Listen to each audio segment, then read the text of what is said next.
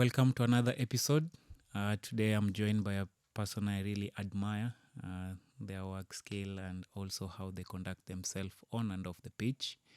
I don't want to talk much about it. I just want us to go straight into it and let's hear from her. So, Mirka, welcome. Thank you. How are you? I'm fine. Yeah, it's been a long time in planning, but yeah, finally we are here. How are you feeling? I know you told me you are camera shy. Yes, I'm anxious. Still feeling so? A little bit, maybe. Mm-hmm. Yeah. What has changed since our last back and forth? Please come. Will you be able? Well, I think at some point I'll have to do this interview, so I better get started a bit early. So The earlier the better. yeah. Yeah, so I'm really thankful for you being here and just being open to sharing about yourself, your playing career, and even your future plans with the sport or even for yourself. Yeah, okay. So maybe a quick one, just a description on who you are, or just let the fans know who is Miriam. Okay. I'm MIRRIAM MWANGI, currently playing for Kenyatta University Titans. Yeah, I play for the season. I'd say I've been playing as a defender and a midfielder. Yeah. Yeah, and I'm looking forward to see what more has the Premier League got to give to us as the Titans, Okay. who were recently promoted. So yeah, it's been a journey. We want to see if we will stay in the Premier League or we will have to go back to the Super League and rebuild again. Is that still the goal, or focus has shifted at some point, staying in the Premier League? Okay, our main focus was to stay in the Premier League and maybe end the season at top 4. But so far as the standings are, I think right now I'd say the goal has shifted to trying to survive and stay in the Premier League. What might have changed? Because the team that won the Super League to the Premier League was a really formidable one. What has changed in the Premier League? I'd say more of a culture shock in the Premier League. Mm-hmm. Yeah, Super League was a bit easier, and the level of competitiveness and experience in the Premier League is very different from what we experience in the Super League. And then also keeping in mind that I think out of our, let's say, usual 18 players, I think you'd say maybe 6 or 7 have played the Premier League before that. So the rest of us have been trying to cope up with the pace, and yeah, it's been a learning curve, and I'm actually proud of the junior players. They've worked so hard. Who among your team members have played in the Premier League? Monique, Gaudentia, Melody, Lolo. Yeah, and I think me. Weber has not been in the whole season, so... Okay. I was having a different person in mind. Who is also a referee in your team? Oh, Williams. Yeah. Okay. Yeah, Williams too. What I think a bit little on Daphne, but then the roles changed because she started in as an infield player. But then since we needed a goalie, so we had to convert her into a goalie. So she wasn't naturally a goalkeeper from the onset? No, she came in as an infield player, actually as a midfielder. Yeah. Yeah, that's interesting. What are 3 words you'd say describes you the best? I'd start with ambitious. And then I'm a team player. And then I'm a very confident individual. Yeah. What type of a player would you say you are? Aggressive, calm, calculating? Aggressive. Very aggressive. Physically, or the need to win? Both. I think if you've watched me play, I think you'd say I'm quite aggressive physically and also verbally. I'm also very aggressive. Vocal in demanding more from your teammates? Yeah, because I realized I had to take up that role of being the vocal person in the team. So I had to take it up and build into it. On the same note, what words would your players use to describe you, if you have to say? I think the first thing they'd say is like I'm very aggressive and also very straightforward. Yeah, and I I I don't know, maybe a little bit compassionate because I rarely show it. So yeah. Okay. I want to throw it to the people who will be watching this. If you had a chance to watch Miriam play, what words would you use to best describe her? So reach us to us on the socials on the screen and just let us know. So moving on, Miriam, how did you get to playing field hockey? Okay. I started playing field hockey in 2013 when I joined Form 1.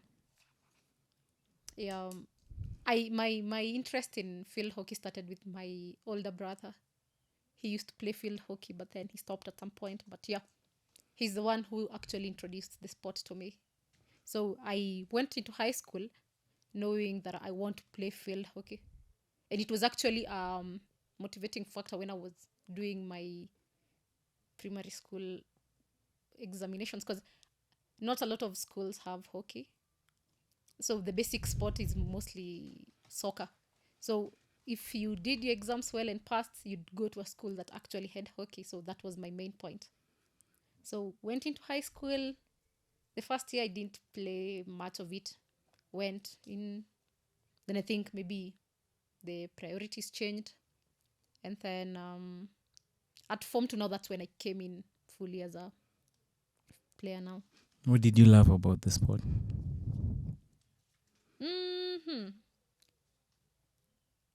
I love the fact that I could hit the ball with everything that I had. I actually feel the hitting of the ball used to be like Therapeutic. yeah, very therapeutic, and yeah, it's like a rage room. Like you get there and you just hit the ball and yeah, that's You it. release all the rage that you have. Yeah.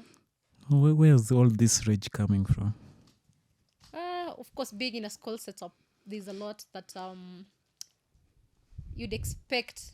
There's classwork, there's hunger. Of course, it's a boarding school, so yeah, there's a lot of things that you want to get off your body by the time it's evening. So yeah. Okay. What's it is like for a lady hockey player? What's your day like? What's your routine like? Right now, since I'm working, I think it's mostly go to work in the morning, and then I leave work at around 4:45 to 5. So by the time I'm done with clearing everything, it's around 5. Yeah, so I end up training at Impala since it's a bit convenient for me from where I work. Yeah, so from 5:30 to 6:30, I'm in the pitch, and then from there now, I have to go back home and prepare for the following day. So hockey only comes in after work, and that is in the evenings. Yeah, and maybe on the weekends when we have maybe league matches or trainings. Yeah. So what would you be doing if not field hockey? I think I'd be doing rugby or netball. Netball is more convincing. Okay. Now I'm only speculating because I would assume a rugby player needs to have a certain physical body. Which can be acquired. I think with the burst of speed, I don't really need to, just a little bit of conditioning. Maybe I'd get to it, but yeah. So it's your brother who made you get into field hockey, and why did you not choose maybe playing field hockey or netball, rugby or netball? Okay, I came to learn about ladies rugby when I joined campus, and I was already into field hockey, so it was really difficult for me to switch. You'd already made up your mind. Yeah, and then for netball, I started actually coaching netball for me to feel like I can actually play the sport. I never liked it from the word go.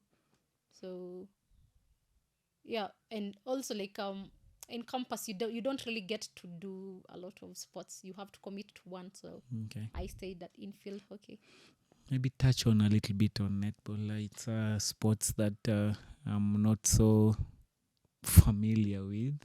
What's the rule like? How do you score? What are the time frames like for a particular half, or is it quarters?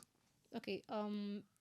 Netball is mostly it's more famous as a lady sport, but yeah, men also play it, but it's not as famous as it is with ladies. And it's actually a seven side. So we have the goal attack and goal shooters. Those are the only people who can score. Okay. And then we have the wing attack, who's the only person who's allowed in the opponent's third. Okay. And then we have the center, who can go anywhere apart from the D's in the field. And then we have the wing defense, who helps the defenders in the defending of their ring. And then we have the goalkeeper and the goal defender, so making them a total of 7 players. And then it's more of like hockey. It's a no contact or almost zero contact sport. Yeah. And they count the scores like hockey, just 1-1. 1-1. Yeah, not every like time. basketball. Yeah. And I don't think there's anything else that's so different from. I'm always interested on how, when almost scoring the situation, opponent can try distract, but at some point the opponent has to let the other player just freely score. What's that about? Okay, since it's a no contact sport or less contact sport, once the person gets the ball, you have to be 1 meter away. And it has to be feet first and then the hands. Like, you have to make sure like your feet are 1 meter apart, and then you can try and reach for the ball. Okay. Yeah. And then it's like more like hockey, because it's 4 quarters, 15 minutes. Yeah. So making it a total of 60. So you can rotate, but only you can rotate the players, but only at quarter time. Okay. Yeah.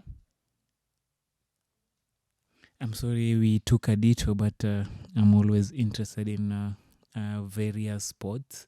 So I'm glad I had a netball coach at hand with me today to just at least break that down for me.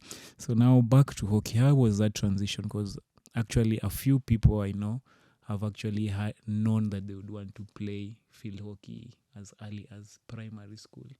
So how was that transition? Yes, you did your exams. Now you're in high school.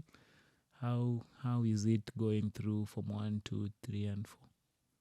So I think my main reason was I really wanted to get to know hockey, because my bro had made it look so interesting.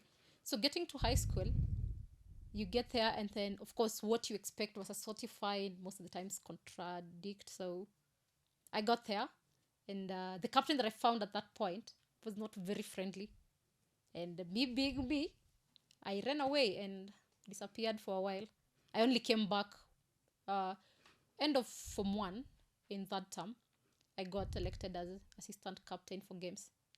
So I had the access to the keys, to the hockey sticks and everything. So I could pick everything that I wanted. So when I got into Form 2, I mostly used to manage the store for the equipment. So when the captain for hockey that time came to ask for the keys for the new hockey sticks, I'm like, I had to ask, why are they asking for the sticks? So when she told me there's actually a tournament coming up, I went into the field. I went for training the first day, and I was, I'd say, outstanding. So the coach called me back, and that's how now I started being in the team. Which high school did you go to, Miriam? John's Girls, like Laikipia. Okay. Yeah. Are they synonymous with hockey? No. So how did you guys do through the tournaments or even the school games? Okay, for us, I think it was more of we're just participating, more like it, yeah. But fast forward, after high school, I met one of my teammates that we had played with in high school, and the fact that she was still playing hockey for KU made it even easier for me to join the team. Yeah, so it was more of a personal push. Yeah. Is it the same situation, finishing high school, looking for a team that or a university that also plays hockey? Yeah, because hockey was like a second idea for me, because my main thing was to get to Kenyatta University. That was my main agenda. So even in my selection, I only selected Kenyatta University in all my selections because No. I had to make sure I had to get here, because I was sure if I get to Kenyatta University, everything else will fall into place. Yeah, so Would you say it is easier having a family member who had played a sport before to help with you getting calculated in any sports, or even just gaining the drive for it? it actually does, because if you actually look at most of the hockey players, you'll always find somebody in the family introduce them to the sport. Yeah. Hockey is more of an underdog sport, so it's not likely that you just gain interest out of nowhere. When someone is there and they can actually guide you towards it, it becomes a bit easier. Yeah, but a few maybe people got into it and decided, by the way, this is what I want to do. Yeah. Okay. So, what's your biggest inspiration in life? My biggest inspiration, not to be poor. Hey, I think, yeah, basically everything else I work towards is to ensure that I achieve something that's going to give me returns and make me lead a comfortable life. So, what's the scariest? What's the scariest thing then In hockey or in life? in life? In life, I fear stagnation. That's the scariest thing I think I've ever. And I'd say it has grown with me ever since. I was always scared of repeating classes. I was always scared of failing in exams. I was scared of, yeah, I didn't want to be in the same place for a long period of time. How do you overcome? You have to make plans on how to follow up on your development so that you don't stagnate at any given point. Like when back in primary, I had to make sure that I study and make sure that I pass my exams to move to the next level. Same thing with high school, same thing with campus. And now at work also, you also have to work towards some goals so that at the end of it all, you'll have a promotion, maybe a new growth area. Yeah. So you always have to work towards something. Key highlights up to this point with either playing or even on your personal life. Okay. In hockey, I think as a captain, when I was a captain, I think I achieved a lot of things. We won various championships. We won various Kusa titles. Yeah, and in life, I think finishing school at the time I was expected to finish and actually acquiring a job the same year after graduation has been quite an achievement for me. Yes. Yeah. Okay. So how is it playing university hockey? The transition from high school hockey to campus hockey is actually really a bit, I'd say, challenging, because keeping in mind the high school that I was in is not so much into sports. Getting into campus, I really had a tough time adapting to a new change of play, new different people who are way better, because in high school I'd say I was like the star player, but then you've gotten to KU and everyone is a star from wherever they came from, so it's a bit competitive. Yeah, and it's a bit more intense because now you're not just playing the regional hockey, you also have to play in the league. And for institutions, you find the same players that play in the league are mostly the same players that will play in Kusa, so you really have to work so hard to be at par with the clubs. Yeah, so it was a bit challenging. And then keeping in mind that you also have to like get your own equipment from, you source them, and for in yourself. high school everything else was provided. Exactly. So, and campus, you have to balance books, you have to balance your personal life, you have to balance hockey. Yeah, it's a bit challenging. I'm sure you keep an eye on all the levels in the Kenya Hockey League. That's for the ladies matches, the National Super League and Premier League. What's your take on all these three leagues? Okay, I really haven't taken so much interest in the men's national league, so I really can't comment on that. So for the women, it's only the Premier and the Super League. Yeah. Okay. Yeah, so the level of competition in Super League is a bit low, I'd say. That you find most of the teams, some of the teams actually dominate. And then, because after all, even if we are the last in the table, there's no There's relegation. no. So there's Okay. actually really nothing to work towards for teams that don't really want to get promoted. Okay. But then you get to the Premier League, there's a title to be won. And if you win the title, there's African club championships to go to. Yes. And then if you don't perform also, you might also be relegated back to Super League. So there's really a lot to work for in the Premier League. Okay. Yeah, so it's a higher level of hockey in the Premier League. What would you say are the key attributes to building a strong team? I'd say more of basics development, because as a country we wouldn't really say we have quite a good development hockey forum. So we have to work with what we have. Most of the players play from teenage years. So if we are really working towards getting a high performance team, we really have to work so much on basics. Yeah. We have to work on passing, stopping, because that's the basics of hockey. Yeah, so everything else will come so long as you can get the basics right. What of off the field? Because I'm sure you need to have the basics right, yes.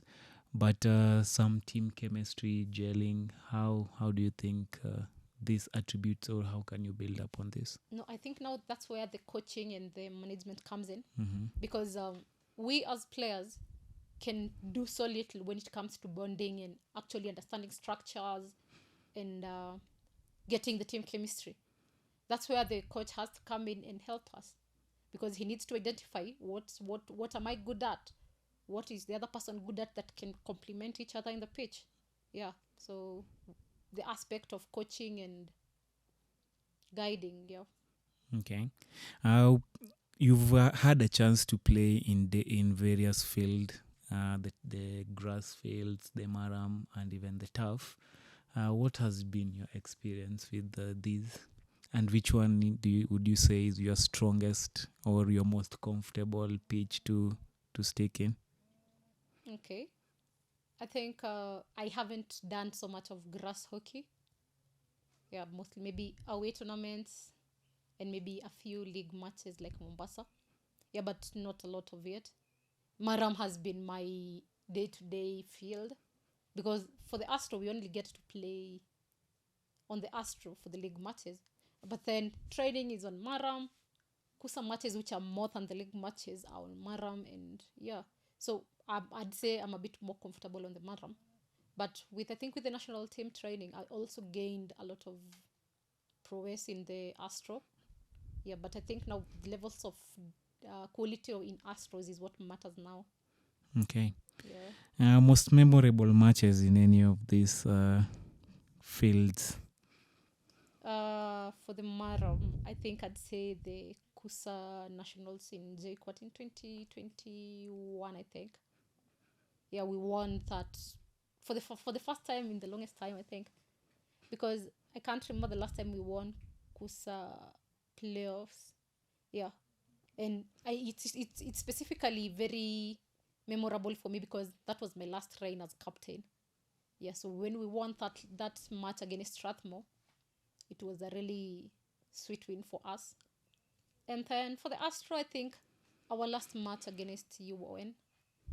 For the longest time, UON has been a very perennial opponent for us. And It's a university derby of sorts. Yeah, and for some reason, we've played against Strathmore, we've played against USIU, we've played against other top universities, but for some reason, the UON match has always been our most difficult match. And the key highlight of this match is because ever since, Titans have never won a match through a comeback. It has never happened. It was the first time that it was happening. Yeah, and we actually won, and it was the determinant of who goes into the Premier League for the direct entry into the Premier League. Yeah. Would you say there's equality in field hockey in Kenya? No. Why are you saying this? Because I think the hockey in Kenya is, I'd say, more like for the privileged people. Because hockey equipment is a bit expensive, and I don't think our our outreach has been to get to the roots, to try and get those talents from the villages, to try and get them from those places where people can't really manage to get to City Park and play. Yeah, so I feel there's a lot of untapped talents out there. Yeah, so if you really can't manage to get to City Park, then that means You can you play can't in, really play. an Astro turf. Yeah. Mm-hmm. So for them, I don't feel like it has been an equal opportunity. Yeah, so If you had an opportunity, how would you make it more inclusive? I think I'd go like I'd say like the rugby way, because for rugby, when it comes to the Kenya Cup season, home teams get to host matches in their own fields. So that way, you really get to tap into all the facilities around there. So if at all we're playing Kenyatta University versus Strathmore, Strathmore has to come to our pitch. Our players are also able, even the fans are also able to get to watch hockey. Yes. But now when you localize the matches at City Park, then it becomes a bit difficult for fans to even come in. People who are not hockey players, it's a bit difficult. Yeah. Okay. At this particular point, we want to take our first break. So thank you for tuning in. I am joined by MIRRIAM MWANGI, former KU Titan captain. Just catching up with her on her past, present, and probably getting into her future and future aspirations. So follow us on YouTube at Off Pitch Africa, Instagram Off Pitch Africa, and equally Facebook at Off Pitch Africa. Leave us your comment. Ask your questions. What would you want to know about MIRRIAM? We'd still be having follow-up conversations even after. So stay tuned and more to come.